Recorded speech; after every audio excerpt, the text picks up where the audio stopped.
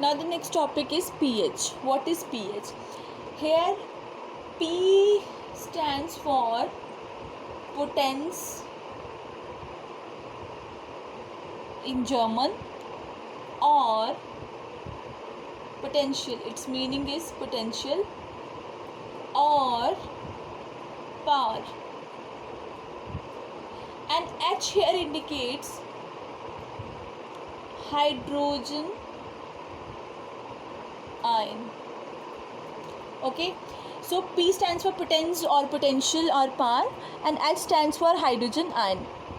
So pH actually, it is the power of hydrogen, we can say, or it is a potence of hydrogen, or we can say it is the potential of hydrogen ion. So this is very very very important concept, this pH, in class 10th.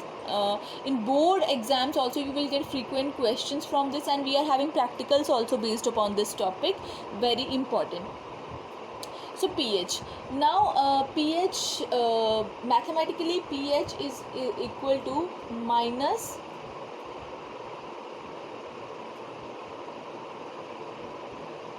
log to the base 10 minus logarithm, negative logarithm of hydrogen ion concentration. This bracket, this square bracket indicates the concentration.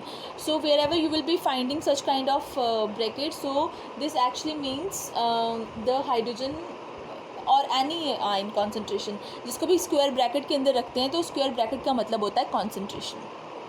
ठीक है. pH is very important because we actually get a full pH paper.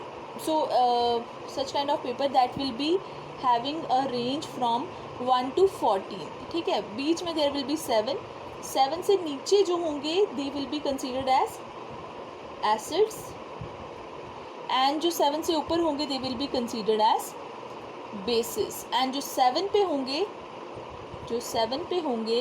They will be considered as neutral.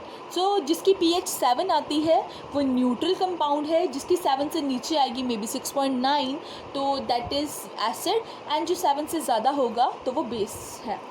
अब देखो इस side पे हम बोल रहे हैं कि एसिड्स, तो इसका मतलब ये है कि जिसकी pH जो है वो आएगी 1 या 1 से कम तो वो ज़्यादा स्ट्रॉन्ग एसिड्स हैं, और बेसिस में जिसकी pH आएगी नियर अबाउट 14-13 तो वो वाले बेसिस जो है वो सबसे स्ट्रॉन्ग बेसिस है.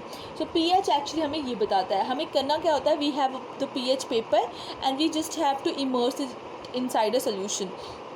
तो it will change its colour.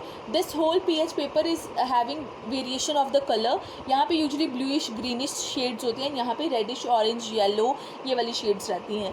तो जिस कलर की भी शेड प्रोड्यूस होगी दैट विल इंडिकेट कि वो एसिड है या बेस है. That we have to match with these colors and then we'll get an idea कि ये जो है वो कौन सा बेस हो सकता है. So this we are having in the literature only we will be having the values of all kind of bases, so we have to match that value with the color we have obtained. So इससे हमें ये पता चलता है कि कौन सा acid है या कौन सा बेस है. So pH is very important because इससे हमें ये भी पता चलेगा, सिर्फ ये नहीं पता चलेगा कि एसिड है या बेस, ये भी पता चलेगा कि कौन सा एसिड है और कौन सा बेस है. So that is why this pH is very very important. So pH जो है अगर आपकी ग्रेटर देन 7 आती है तो वो आपका बेस है. pH अगर आपकी इक्वल टू 7 आती है तो वो आपका न्यूट्रल कंपाउंड है, और अगर आपकी pH जो है वो लेस देन 7 आती है तो वो आपका एसिडिक कंपाउंड है. Very important from examination point of view.